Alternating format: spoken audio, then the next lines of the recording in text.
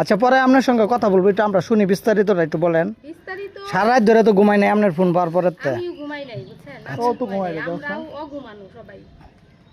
তো এই উনাদের সঙ্গে কিছুটা সঙ্গপাঙ্গ আছে তার, থাকলে এরা আবার প্ল্যান করছে ওই যে অনেক আগে চারটা থেকে টান্ডা চুরি লয়ে করবো।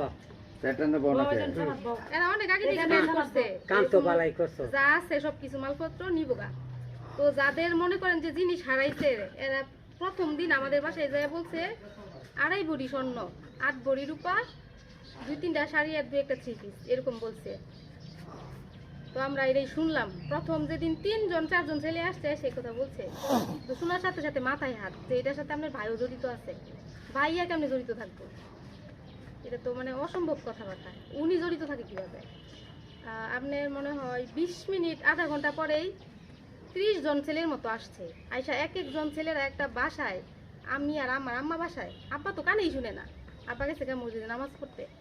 এতগুলি ছেলে যদি আসে কিরকম একটা পরিস্থিতিতে পড়ে মহিলা মানুষটা বলে। মানে বিব্রত অবস্থা। আমরা মা মেয়ে কাঁপতাছি, কথা বলতে পারতাছি না, এরকম একটা অবস্থা। 30 জনের মতো ছেলেরা আসছে, এক এক ধরনের কথাবার্তা কইতাছে। এর মধ্যে অর্ধেকগুলাই নেশাগ্রস্ত, বুঝছেন, অর্ধেকগুলাই নেশাগ্রস্ত। এগুলা বলতাছে যে সুটারে তো পাগল বানিয়েছি, এখন বটারে ধরবাম, বটারেও পাগল বানিয়ে ছেড়ে দেন, বুঝছেন। এগুলা বলতাছে, বললে এনে তো আর আমাদের কোনো কথা বলা চলে না। বাসায় আমরা মা মেয়ে 2 জন জিজ্ঞাসা করতেছে যা হ নাই, শুধু এগুলোর উত্তর দিতেছি। ওনারা আবার চলে গেছে, আবার চলে গেলে ওনারা আবার আসছে। কটার দিকে? আবার কিছুক্ষণ পরে আসছে, আরো লোকজন নিয়ে আসছে, বুঝছেন, আরো লোকজন নিয়ে আসছে। যেদিন জিনিসটা জানলাম আমরা গতকালকের আগের দিন, আয়সা বলতেছে যে এই এক একজন এক এক ধরনের কথা বলে, বুঝেন না, যে মালপত্রগুলা কই আছে থাকলে বের করে দেন। কারণ আপনার বাচ্চা তো ছোট বাচ্চা, যদি কোনো ভুল বা অন্যায় করে আপনি মারে বলবেন যে আপনার বাচ্চা আপনি সামলান। উনি তো বুঝমান মানুষ, উনারে কি আমার আব্বা নামাজি একজন মানুষ, আম্মা আব্বা আম্মা কি শিখাই দিছে যে তুমি ওরা চুরি করতেছে তুমি জড়িত থাকো, কিছু টাকা আমরাও পাই।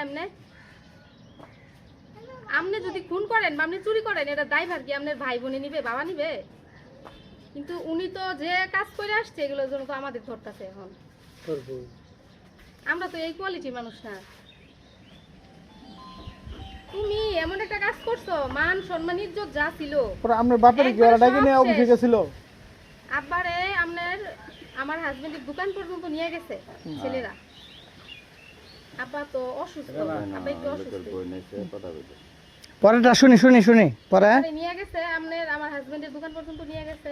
পরে ওখানে যত মুরব্বীরা ছিল সবাই বলতেছে যে দেখেন উনি বয়স্ক মানুষ, উনারে নিয়ে আপনি টানাটানি করতেছেন কেন?